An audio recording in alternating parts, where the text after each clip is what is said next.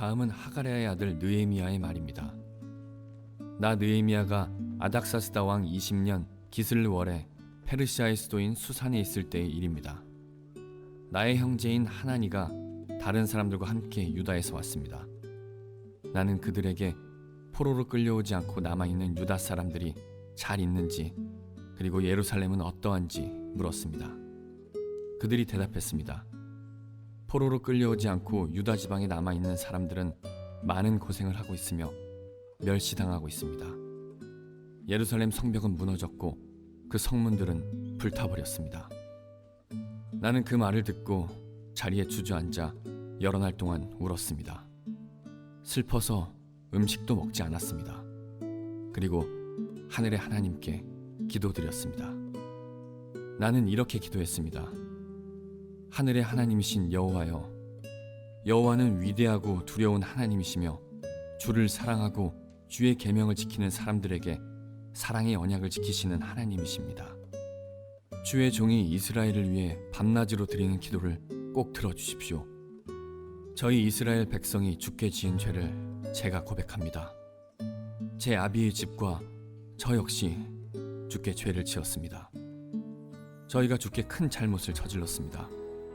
주께서 주의 종 모세에게 주신 계명과 규례와 율법을 저희가 지키지 않았습니다.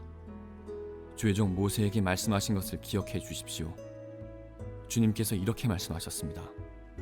만약 너희가 죄를 짓는다면 내가 너희를 나라들 가운데 흩어놓겠다. 그러나 나에게 돌아와 내 명령을 따르고 지키면 흩어진 백성이 땅끝에 있더라도 내가 그들을 모을 것이다.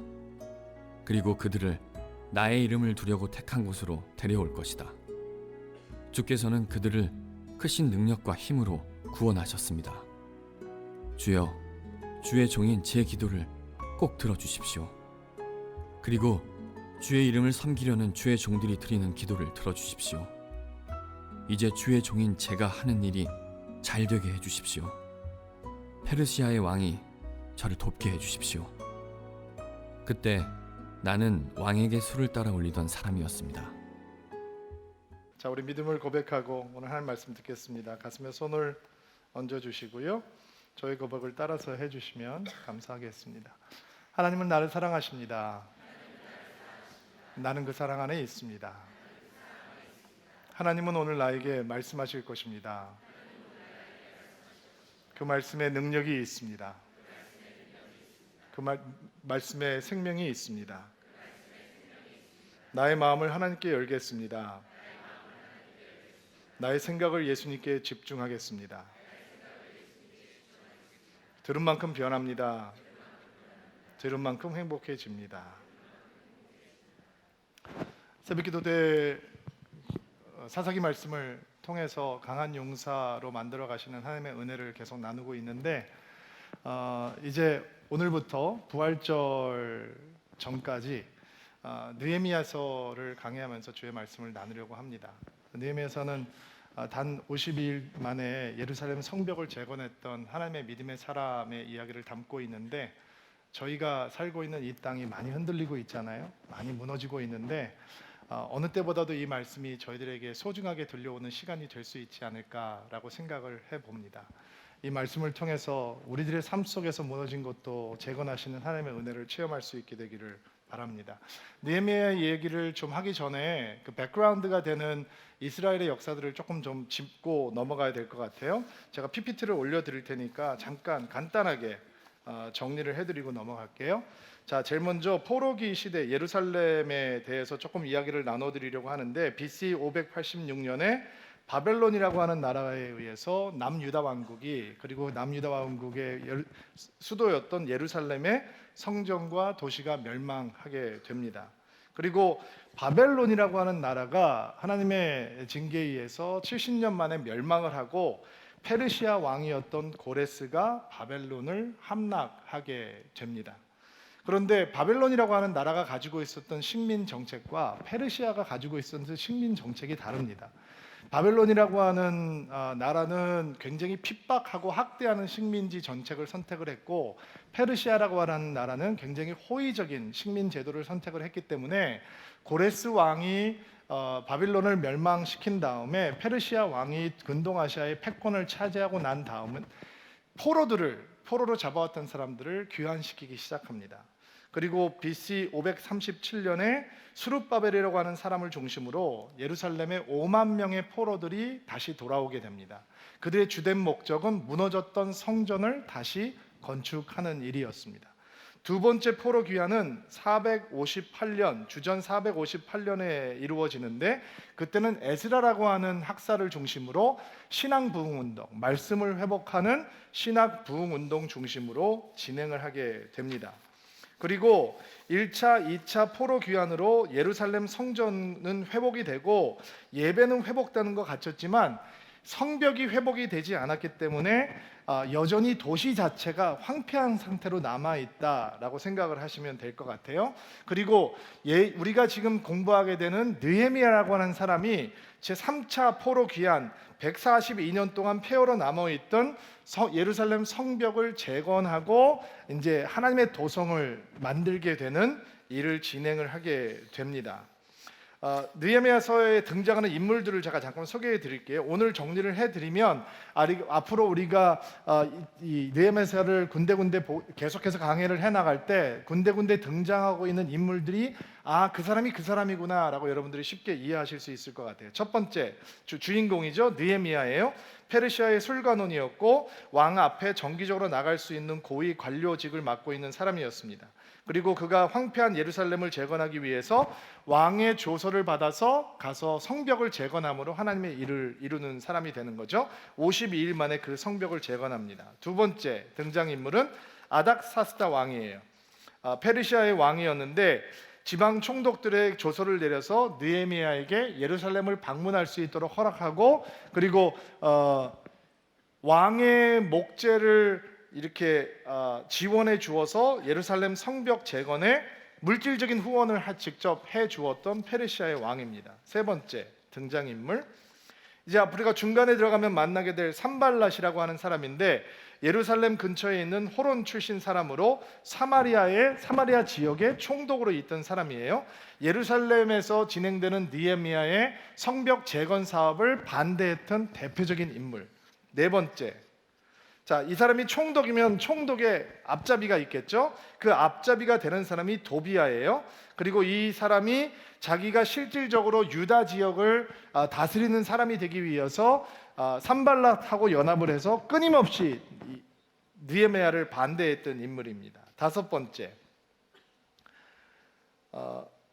1800명의 사람들과 함께 예루살렘에 돌아와서 재건된 성전을 중심으로 말씀 회복 운동을 벌였던 에스라라고 하는 사람, 제사장이에요. 그리고 이 에스라가 혼자서는 할 수 없었던 일을 느헤미야라고 하는 사람이 성벽을 구축해 주었기 때문에 어떻게 그가 영적인 회복 사역을 감당하게 되는지 우리가 나중에 보게 될 거예요. 그리고 우리가 보게 되는 예루살렘 성벽의 건축 모습 한번 보시겠어요? 자세하게 보면 그 뒤에 있는 것이 성전이고 이 성전을 중심으로 예루살렘 성벽이 이렇게 만들어질 거다라고 하는 거예요. 그런데 이 성벽이 지금 없기 때문에 주변에 있는 사람들이 예배를 드리거나 제사를 드리는 이스라엘 사람들은 마구 공격하고 해방을 놓기 때문에 전혀 예배가 지금 회복되고 있지 않은 상태라고 생각하시면 돼요. 좀 더 편하게 여러분들이 볼 수 있도록 여러분들께서 골짜기 문부터 시작해서 어떻게 성벽을 재건하고 쭉 돌아가면서 망대를 만들고 여러 가지 문을 만들고 성벽을 구축하고 하고 있는지 여러분께서 참고하시면 좋을 것 같아요. 간단하게 정리하면 예루살렘이 멸망했어요. 그리고 포로로 잡혀가요. 웬만한 사람은 다 포로로 잡혀가셨다고 생각하고 남은 사람들은 하찮은 별 볼 일 없는 사람이었다고 생각하시면 돼요. 근데 하나님께서 근동아시아의 패권을 바꾸셔서 정권을 바꿔주시고 새로운 나라를 임하게 해주셔서 포로들이 귀환하기 시작하는 거죠. 성벽이 만들어지기 전에 성전이 이루어지고 말씀 회복이 이루어지는데 지금 예루살렘 상태는 어떤 상태냐? 성전도 있고 말씀을 선포해주는 사람도 있는데 이 군사적인 보호가 이루어지고 있지 않기 때문에 사람들이 너무 고생하고 핍박을 당하고 예루살렘 성 자체가 회파된 상태로 남아 있는 거예요. 그때 어떤 사건이 하나 벌어지냐면 우리가 굉장히 잘 알고 있는 사건이 하나 생기게 되는데 에스더 사건이에요. 페르시아 왕국에서 하만이라고 하는 관리가 유대인들을 전부 다 몰살시켜 버리려고 왕을 이용해서 칙령을 내리게 되죠. 예루살렘을 다 죽이려고 하는.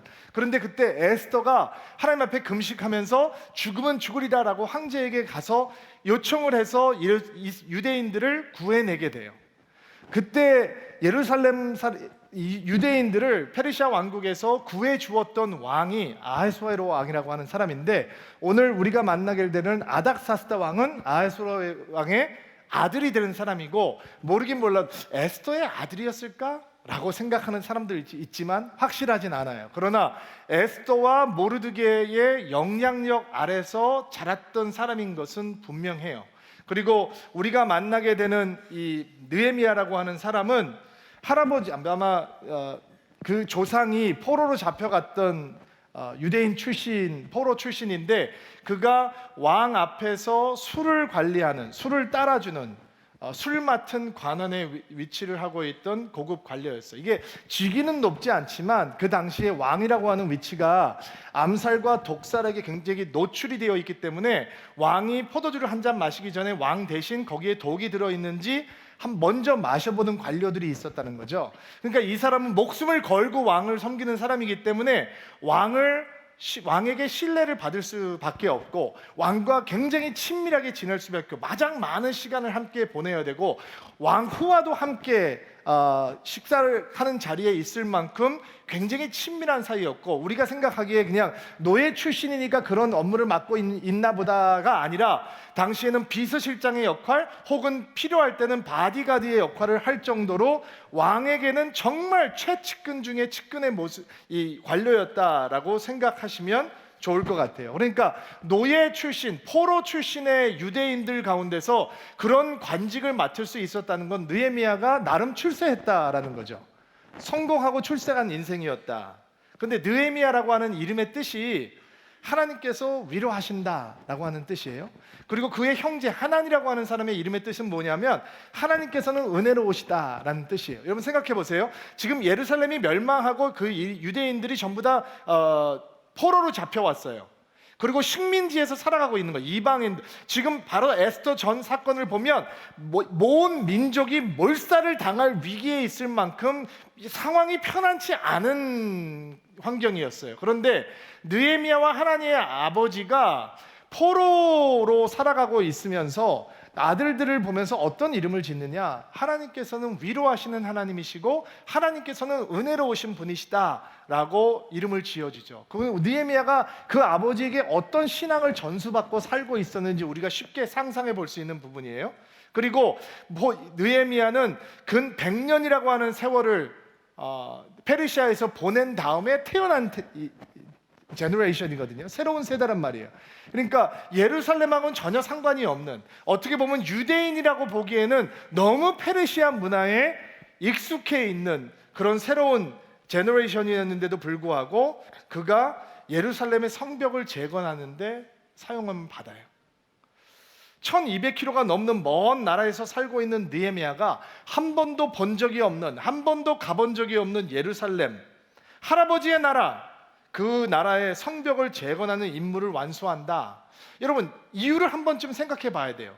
스룹바벨도 이미 돌아갔고 거기에 총독으로 섬기고 있고, 대단한 하나님의 사람이었던 에스라도 거기 있고, 성전 건축을 촉구했던 학계라는 이 선지자도 있는데, 왜 1200km 떨어져 있는, 그리고 예루살렘과는 전혀 상관이 없는, 예루살렘에는 한 번도 가본 적이 없는 느헤미야라고 하는 사람을 통해서 하나님께서 성벽을 다시 재건하실까? 그 이유를 우리는 그의 기도 속에서 찾을 수 있는 것입니다. 느헤미야라고 하는 사람이 위대한 하나님의 사람으로 만들어질 수 있었던 것은 바로 그의 기도 때문입니다. 남들은 엄두도 못 내는 그 큰 일을 단 52일이라고 하는 짧은 시간에 할 수 있었던 근본 동력도 바로 그의 기도 속에서 찾을 수 있습니다. 느헤미야서 전체에 느헤미야의 기도문이 절절히 흐릅니다. 9개의 기도문이 흐르고 있는데 단순히 그러니까 결국 기도해야 되는 거구나 라고 생각하시면 안 되고, 느헤미야의 기도 속에서 구체적으로 하나님의 위대한 사건이 어떻게 평범한 사람들의 삶 속에서 잉태될 수 있는가, 시작될 수 있는가 라고 하는 것을 오늘 배우게 될 것입니다. 1절과 2절 말씀 오늘 같이 한번 읽어볼게요. 한번 읽어주시겠어요? 시작.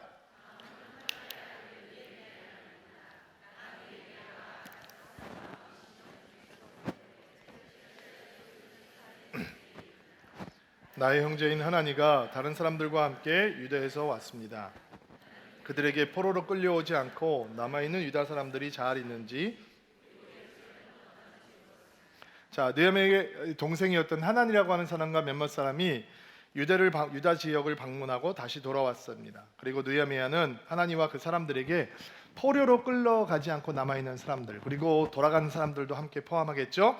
그 사람들이 어떻게 살고 있는지, 그 사람들의 상황이 어떤지, 예루살렘의 상황은 어떤지 물어봅니다. 여러분, 이 질문을 놓치시면 안 됩니다. 그의 질문을 그냥 가볍게 여기시면 안 됩니다. 그러면 여행 어땠어? 라고 물어보는 게 아니잖아요. 여행담을 들려달라, 단순히 호기심이 예루살렘은 어떤 곳이야? 라고 물어보는 것이 아니라, 그가 묻고 있는 이유는 예루살렘에 대해서 큰 관심이 있기 때문입니다. 유다 사람들, 즉 하나님의 백성들에 대해서 관심이 있기 때문에, 무너진 유다 왕국에 대해서 관심이 있기 때문에. 유다 왕국의 이야기는 아득한 옛날 이야기인데도 불구하고 페르시아에서 편안하게 살아가고 있던 느헤미야는 그 관심이 어디에 있느냐, 어떻게 하면 내가 관직으로부터 올라갈 수 있을까? 내가 어떻게 승진할 수 있을까? 내가 어떻게 더 많은 권력을 누릴 수 있을까? 내가 황제하고 가까이 있는 사람인데 내가 어떻게 하면 이 나라를 호령하는 국무총리가 될 수 있을까? 총리 대신이 될 수 있을까? 어떻게 하면 더 높은 벼슬을 얻을 수 있을까? 어떻게 하면 내 자손 대대로 물려줄 수 있는 부귀영화를 이룰 수 있을까? 이런 것들이 그의 관심이 아니라, 그의 관심은 한 번도 가본 적이 없는 무너진 예루살렘, 무너진 유다 왕국, 거기에 머물고 있는 그의 동족들이 어떻게 지내고 있는지에 대해서 그가 관심이 있었다는 거죠. 관심이 있는 일에 마음과 귀가 열리게 되게 있잖아요. 관심이 있는 것에 우리 열정이 심겨지고 동기가 부여되고 삶의 방향에 나침판이 되고, 그 관심이 있는 일이 우리의 삶의 새로운 목표가 되는 거죠. 느헤미야는 예루살렘에 대해서 관심을 안 가져도 되는 사람인데, 돌아갈 필요 없는데, 이제 페르시아에서 다 세틀다운 된 사람인데, 거기서 사는 것이 더 편안한 사람인데 끊임없이 예루살렘에 대해서, 하나님의 나라에 대해서 관심을 가지고 있었다라는 것입니다. 여러분, 그 관심이, 그 질문이, 예루살렘은 어때요? 남아있는 사람들은 어떻게 지내고 있나요? 라고 했던 질문이 느헤미야의 삶 속에서 거룩한 불만족을 만들어내기 시작합니다. 여러분, 이 긴장감을 보셔야 돼요. 지금 예레미야 마음속에 기대하고 있는, 소망하는 미래가 있습니다. 예루살렘이 이렇게 변했으면 좋겠다. 성전이 지어지고 에스라가 돌아갔으니까 하나님의 나라가 온전히 이루어지면 좋겠다. 내가 아련하게 들었던 그 과거의 예루살렘, 다윗 시대의 영광, 솔로몬 시대의 영광, 이 하나님의 백성들이 하나님의 이름을 부르며 살아가고 있던 그 이스라엘이 회복되는 귀한 시간이 있으면 좋겠다. 그게 소망하는 미래예요. 근데 현재는 뭐냐? 아무것도 없다는 거예요. 성벽은 무너졌고 성문은 불탔고 아무것도, 나중에 보겠지만 들짐승이 살아가고 있는 황폐한 땅으로 남아있다라는 거예요. 그리고 하나님의 백성들은 몹시 모욕을 당하면서, 수치를 당하면서, 곤욕을 당하면서 살아가고 있습니다. 원하는 미래와 지금 현재 사이에 엄청난 긴장감이, 갭이 있는 거죠. 괴리감이 있는 거예요. 근데 바로 그 갭 때문에 그의 마음이 불편한 거죠. 견딜 수가 없는 거예요. 하나님, 이렇게 되면 안 되는데, 하나님, 우리 민족이 지금 고통을 당하고 있습니다. 하나님의 민족으로 서야 되는데, 그 예루살렘의 영광이 회복돼야 되는데, 하나님, 그렇지 못하군요. 그 거룩한 불만족이 그의 삶 속에 기도를 통해서 하나님의 꿈이 잉태되는 통로가 되고 있는 것입니다. 여러분, 많은 사람들이 기도합니다. 귀한 일입니다. 열심히 기도를 배우고 싶어 합니다. 좋은 일이죠. 그런데 기도성에서 등장하는 인물이 주로 나입니다.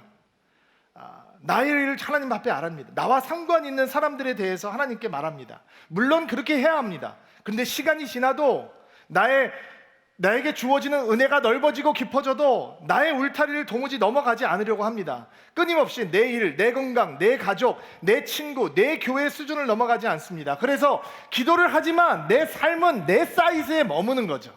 내 비전은 내 사이즈에 머물러 있는 것입니다. 그러나 느헤미야는 자신의 운명, 자신의 출세, 자신의 재산, 안녕 이런 거에 대한 관심보다 더 큰 관심거리가 있었습니다.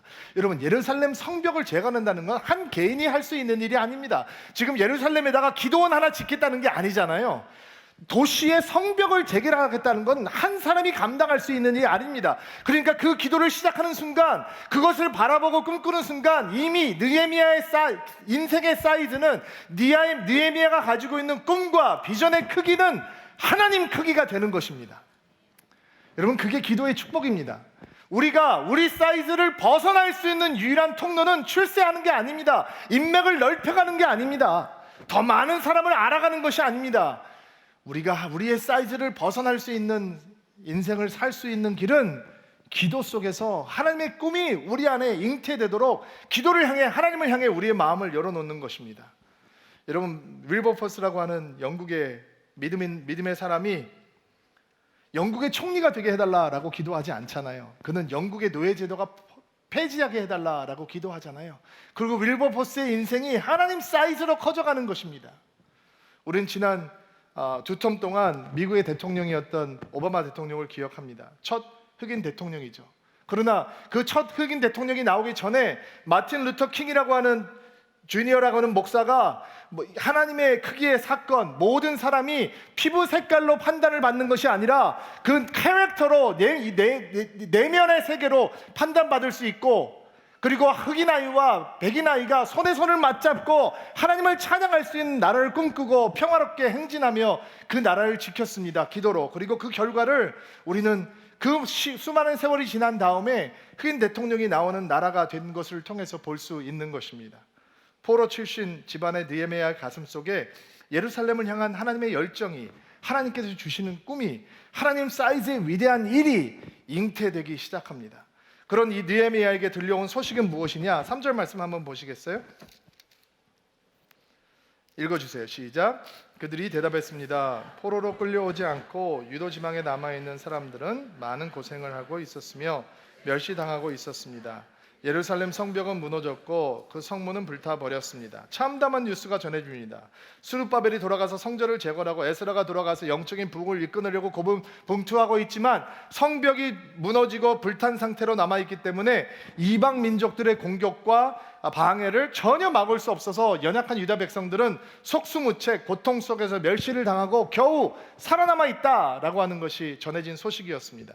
자, 그러면 그 소식을 듣고 느헤미야가 어떻게 반응을 하는지 4절 말씀 읽어주세요. 나는 그 말을 듣고 자리에 주저앉아 여러 날 동안 울었습니다. 슬퍼서 음식도 먹지 않았습니다. 그의 마음이 무너져 내립니다. 유다 상태와 예루살렘의 상태가 느헤미야의 실제 상황과는 전혀 상관없잖아요. 그는 날마다 왕의 술을 마실 것이고 왕의 총애를 누릴 것이고 좋은 음식을 먹을 것이고, 예루살렘은 불탔지만 그는 계속 좋은 것을 누리고 좋은 옷을 입고 좋은 가족들과 좋은 집에서 좋은 사람들과 계속 관계를 하고 살아갈 수 있었겠죠.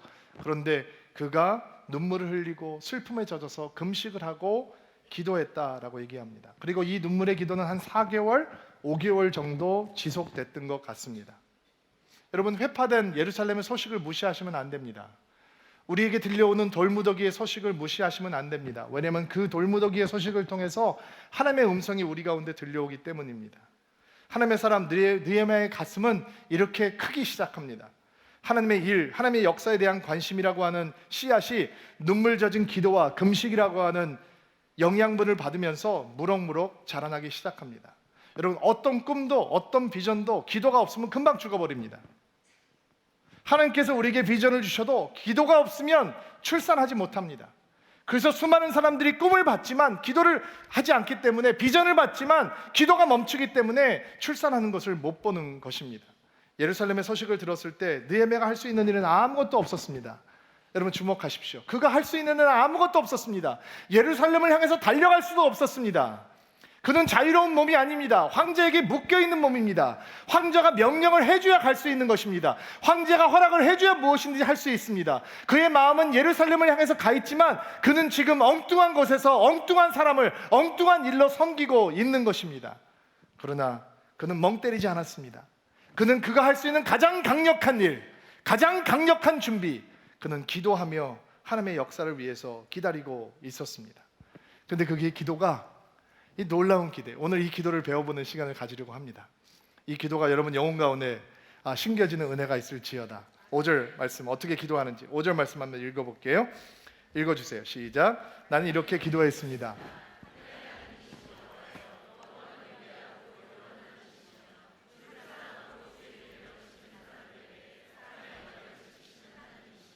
자, 오늘 느헤미야가 하나님에 올려드렸던 기도의 구체적인 모습들을 세 가지로 정리해 보려고 하는데요. 첫 번째, 느헤미야는 문제의 심각성 혹은 상황의 복잡함, 문제의 크기와 상관없이 위대하신 문제 해결자만을 기억하면서 기도했다라는 것입니다. 느헤미야가 들었던 상황들은 절망적인 상황들이었습니다. 동족들은 수모와 고난을 당하고 있고 성벽은 무너졌고 성문은 불탔다. 느헤미야의 기도는 문제로부터 시작하지 않습니다. 하나님 큰일 났군요. 하나님 어떻게 하면 좋습니까? 마음이 너무 아픕니다 라고 시작하지 않습니다. 또 누구의 탓도 하지 않습니다. 스룹바벨은 뭐 하고 있는 거야? 5만 명이나 데리고 갔는데 그 사람들을 군대로 군사로 만들어서 빨리 정복해야지. 5만 명이라고 하는 군대는 적은 군대가 아니잖아요. 사실 뭐 하고 있는 거야? 에스라는 뭐 하는 거야? 맨날 성경만 보고 있는 거야? 영적 부흥을 인도하러 갔으면 해내야지. 왜 이렇게 못 드러내고 있는 거야? 라고 생각하지 않았다는 것입니다. 또 유치하게 하나님을 향해서 하나님, 제가 생각하기에는 예루살렘이 이렇게 돼야 됩니다. 하나님 행정구역을 이렇게 나눠주시고 자기 의견을 하나님 앞에 해결책을 얘기하면서 기도하지 않았습니다. 느헤미야가 보여주는 기도는 문제 해결자를 기억하고 그분을 바라보는 것으로부터 출발합니다. 느헤미야가 바라보고 있는 하나님은 어떤 하나님이냐? 그는 위대하고 크고 두려우신 하나님, 언약을 지키시는 하나님을 기억합니다. 여러분, 페르시아를 살면서 그 하나님의 이름을 부르는 것이 쉽지 않습니다. 아무것도 약속이 이루어지지 않는, 그는 기대하고 소망했습니다. 멀리서나마 기도했을 것입니다.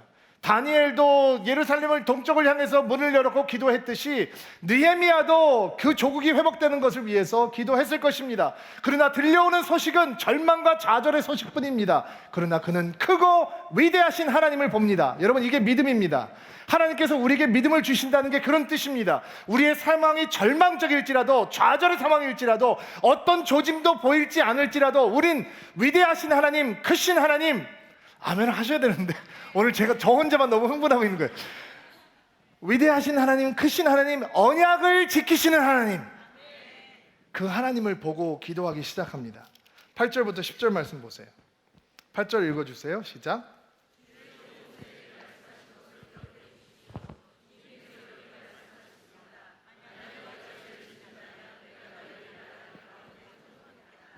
그러나 나에게 돌아와 내 명령을 따르고 지키면 흩어진 백성이 땅끝에 있더라도 내가 그들을 모을 것이다.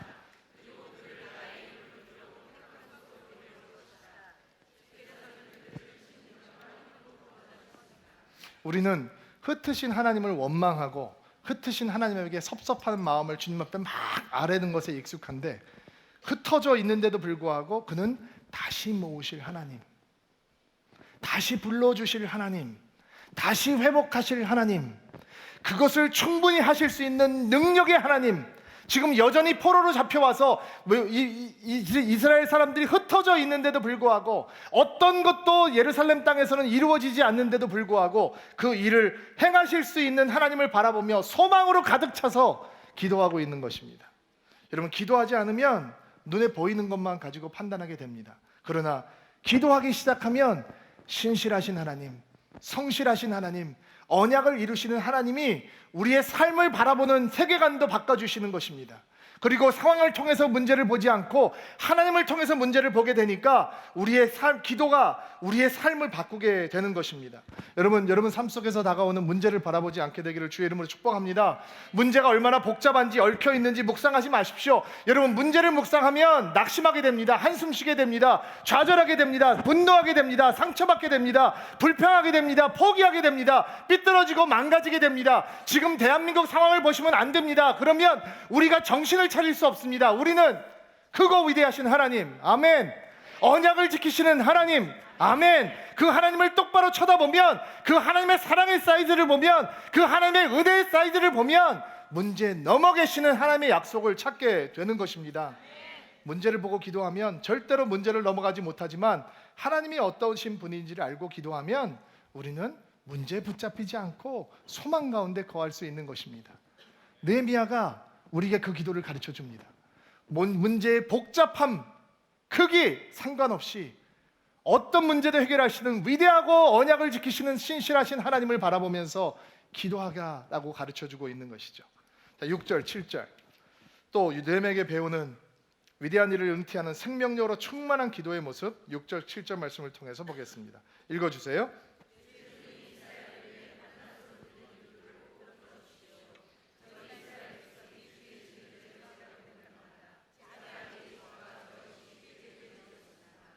저희가 주께 큰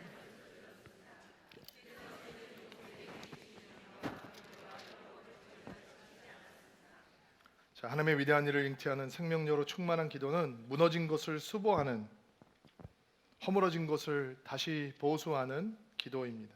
그게 어떤 기도냐? 회개의 기도죠. 고백의 기도입니다. 유다가 망한 이유가 뭐냐? 하나님을 섬기지 않고 우상을 숭배했기 때문입니다. 느헤미야에게 그 책임이 있느냐? 없죠. 그들의 조상이 하나님을 순종하지 않아서 나라가 멸망하게 되었습니다. 어떻게 보면 느헤미야는 피해자이죠.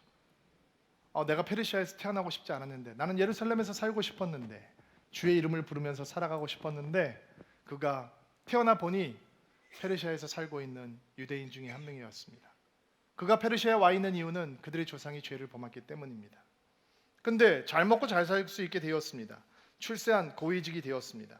그러나 그는 무너진 예루살렘의 소식을 들으면서 회개 기도를 시작합니다. 하나님, 우리 조상들이 주님을 배반하고 죄를 지었습니다. 내 아버지의 집이 주님 앞에 범죄하고 죄를 지었습니다. 회개 기도를 하다 보니까 자신의 죄가 보이기 시작하는 거죠. 하나님, 조국의 황폐함 속에서 혼자 안녕히 살고 있는 것, 그런 황폐함이 있는데도 아무 마음의 고통 없이 호의호식하고 있는 것, 그들의 고난과 수모가 그렇게 심한데도 불구하고 그게 나와 상관없다라고 생각하고 살았던 것, 그의 조상의 죄가 나와 상관없다고 느끼며 주님 앞에 눈물로 회개하지 않았던 것, 그것이 나의 죄였군요. 그 조상의 죄가 내 안에 있는 것이군요. 내 아비의 죄가 내 안에 있는 것이군요. 그리고 그는 정말로 그 죄 때문에 고통스러워서 눈물을 흘리며 금식하며 기도하고 있는 것입니다. 여러분, 이 말씀 기억하시죠? 내 이름으로 일컫는 내 백성이 그들의 악한 길에서 떠나 스스로 낮추고 기도하고 내 얼굴을 찾으면 내가 하늘에서 듣고 그들의 죄를 사하고 그들의 땅을 고칠지라. 지금 이 말씀이 느헤미야의 삶 속에서 이루어지고 있는 것입니다. 무너진 곳, 하나님을 불순종하고 하나님을 떠났기 때문에 무너졌던 것을 그가 회개하며 통회하며 가슴을 치며 눈물을 흘리며 그 눈물로 그 자리를 보수하고 있는 것입니다. 너무 멋지죠, 여러분? 여러분, 우리가 지금 이 기도가 필요합니다. 이 땅이 지금 이 기도가 필요한 때입니다. 대한민국이 무너지고 깨어진 모습을 붙들고 기도해 보셨습니까? 요즘 우리는 조국에 대한 마음이 더 애틋해지고 있습니다. 그러나 여러분, 이 기도는 언제나 교회 안에 가득해야 되는, 성도의 마음 가운데 가득해야 되는 기도입니다. 우리의 상황을 좀 돌아보십시오. 아직 인생을 시작도 안 한 젊은이들이 환경 탓을 합니다. 무슨 수저 환경 탓을 하면서 꿈꾸기 전에, 비전을 갖기 전에 스스로 자기 인생의 뚜껑을 덮어버립니다. 부모를 탓하고 사회를 탓하고 나라를 탓하면서 다른 사람을 시기하고 질투하고 분노하면서 그냥 꿈꾸기를 멈춰버리죠. 일하고 싶은 젊은이들이 직장을 구하지 못합니다. 여러분, 대단히 심각한 문제입니다. 꿈을 잃어버린 세대가 태어나고 있습니다. 연애도 포기하고 결혼도 포기합니다. 결혼을 한 사람은 출산조차 안 하려고 한다고 합니다. 그러나 그 한쪽에서는 향락이 넘쳐납니다. 몇 년 전에 새로운 제품을 출시한 한 주류업체가 500일 동안 한국에서 10억 병의 소주를 팔았다고 합니다. 1초당 23병, 하루 평균 200만 명을 소비했다라고 하는 말이죠. 한국다운 스피드입니다.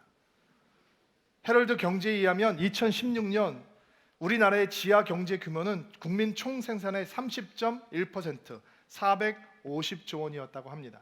성매매, 유흥업, 고리대금 규모가 그 중에서 140조 원을 차지했고 성매매 산업의 규모는 37조 원에 달했다고 합니다. 2009년 11월 9일 황의호 의원이 국회 대정부 질의에서 우리나라 성매매 여성 수는 27만 명으로 20대 30대 여성의 3.5%, 취업 인구로는 6.4%에 달한다라고 밝힌 바가 있습니다. 대단히 보수적인 숫자입니다. 2010년 성매수 실태 보고서에서 한국 남성 중 10명 중 4명이 지난해에 성매매를 했다라고 보고했습니다. 이런 와중에 기독교는 흔들리고 있습니다. 한국 기독교의 성도 수는 급속하게 하락 곡선을 거리고 있고 신학계의 지원자도 날마다 줄어들고 있습니다. 가장 심각한 것은 어린이, 청소년, 대학생 이들의 복음화 비율이 선교지에 비할 만큼 현저하게 떨어지고 있다라고 하는 사실입니다.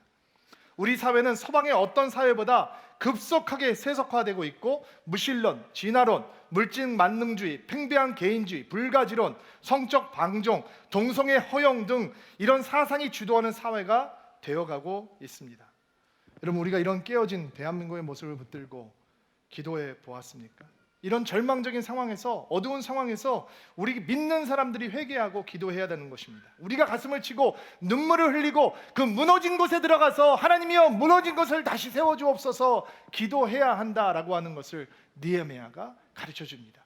신문을 보는 사람은 다른 사람 욕만 합니다. 청문회 방송 보지 마십시오. 실망만 하게 될 것입니다. 우리가 선거 안에서 그 사람들이 뽑혔을 수도 있고 어떤 사람은 선거해서 그런 사람을 뽑아놓았습니다.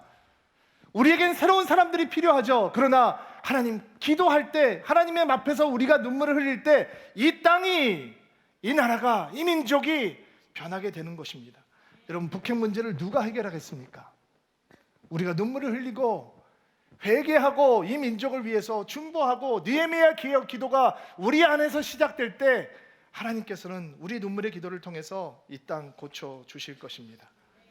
11절 또 하나님 우리 안에서 하나님께서 시작하시는 위대한 역사를 위한 느헤미야의 기도 11절 말씀 한번 읽어주시기 바랍니다. 시작.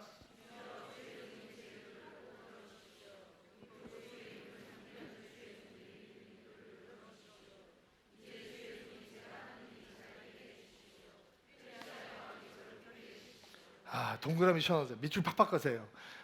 당구장 표시 해놓으세요. 11절 말씀. 이번 한 주간 동안 저는 여러분들이 이 11절 말씀 끊임없이 묵상하고 사셨으면 좋겠어요. 어떤 기도냐? 하나님, 내가 하나님의 응답의 한 부분이 되기를 원합니다 라고 하는 기도예요. 하나님, 내가 주님의 응답이 될 수 있도록 도와주십시오. 대부분의 사람들은 회파한 예루살렘 소식 앞에 이렇게 기도할 거예요. 하나님, 예루살렘이 망했다고 합니다. 사람들이 고생한다고 합니다. 수모가 말이 아닌 모양입니다. 주님이 해결해 주십시오. 도와주십시오. 하나님, 김집사 요새 시간 많습니다. 김집사 보내십시오. 하나님, 이 집사님 집에 돈 많습니다. 이 집사님의 돈 갖다 쓰십시오. 다 갖다 쓰십시오. 하나님, 저 집에 아들 똑똑합니다. 저 집 아들도 데려가십시오. 얘기합니다. 그래서 아무 일도 안 일어납니다. 느헤미야는 하나님, 내가 하나님의 응답의 한 부분이 되게 도와주십시오. 나에게 은혜를 주십시오. 페르시아 왕에게 은총을 주셔서 내가 그 왕의 은총을 입고 내가 그 일을 할 수 있도록 도와주십시오. 여러분, 그 말이 무슨 뜻인지 아십니까? 페르시아의 편한 삶을 이제 포기해야 된다는 얘기입니다. 목숨을 걸고 예루살렘까지 가야 된다는 얘기입니다. 다시 돌아올 수 있을지 기억할 수 없습니다. 그는 기도합니다. 하나님, 페르시아 왕에게 다른 사람을 통해서 말해 주십시오. 내가 말을 잘못했다가 나 죽을 수도 있습니다. 왜냐하면 아닥사스다 왕이 예루살렘 성벽이 건축하려고 하는 움직임이 페르시아 왕국을 향한 반역이라고 판정을 하고 건축 중단 명령을 내린 왕이거든요. 근데 그 왕한테 가서 내가 다시 돌아가서 그 반역의 회개를 할 수 있도록 도와주십시오 라고 얘기하는 건 목숨을 거는 일이죠. 그러나 하나님, 내가 그 일을 감당할 수 있도록 도와주십시오. 기도하고 있는 것입니다. 예루살렘이 살기가 좋습니까? 페르시아가 살기가 좋습니까? 두말하면 잔소리죠. 그러나 그는 하나님 나를 써주십시오. 기도하고 있습니다. 여러분, 편하게 살겠다고 기도하지 마시고 의미 있게 살겠다고, 목적 있게 살겠다고 기도하는 우리가 되기를 주의 이름으로 축복합니다. 그 기도를 통해서 하나님께서 하나님의 위대한 사건을 우리 가운데 시작하시는 거죠. 여러분, 어떤 사람들은 이렇게 기도하십니다. 하나님, 교회에서 차세대 교육이 잘 이루어지기를 원합니다. 훌륭한 기도입니다. 그런데 또 다른 성도는 이렇게 기도합니다. 하나님, 내가 아이들을 잘 양육할 수 있는 교사가 되게 해주십시오. 어떤 사람들은 교회 주차 문제 때문에 기도합니다. 하나님, 우리 교회에 주차 문제가 없게 도와주십시오. 어떤 사람들은 하나님, 내가 주차를 원활하게 할 수 있는 주차 요원이 될 수 있게 헌신합니다 라고 기도합니다. 어떤 사람들은 기도합니다. 하나님, 성가대가 은혜롭게 찬양할 수 있도록 도와주십시오. 그러나 어떤 사람들은 하나님, 내가 성가대를 할 때 찬양할 수 있는 능력을 주십시오. 나 음치인데 성가대 올라가서 찬양하면 천사의 소리가 나오게 도와주십시오. 나는 그래도 비주얼 담당하겠습니다. 립싱크라도 하겠습니다. 나 은혜스럽게 찬양할 수 있습니다. 기도하는 분들이 있습니다. 하나님, 저 사람 보내주십시오. 하나님, 저 집 아들 데려다 쓰십시오. 기도하는 사람이 있고, 하나님, 주여 내가 여기 있습니다. 나를 보내줘서 기도하는 사람들이 있습니다. 계속 할까요? 하나님께서 어떤 기도를 쓰시겠습니까? 느헤미야는 자신을 하나님의 응답 속에 포함시킵니다. 위험한 일입니다. 여러분, 우리가 하나님의 응답이 될 때 하나님의 모든 것을 우리가 드려야하고 헌신해야 될지 모릅니다. 그러나 느헤미야는 두려워하지 않습니다. 놀라운 사람입니다. 사사기를 보면서 너무 막장 인생들이 많더라고요. 사사기가 너무 형편없는 사람들이 많은데 막 그 성경을 보면서 막 화가 나고 어떻게 이럴 수가 있을까 막 화가 나다가 느헤미야서를 묵상하니까 이렇게 보석 같은 사람이 있구나라는 생각이 들었습니다. 여러분, 이 느헤미야의 기도가 2017년 새해를 시작하는 저희들의 기도 가운데 깊게 뿌리내릴 수 있게 되기를 바랍니다. 기도가 하나님의 위대한 일이 시작되는 통로입니다. 오늘 그 기도를 붙들고 하나님의 위대한 역사를 이루어가는 여러분들이 되기를 주의 이름으로 축복합니다.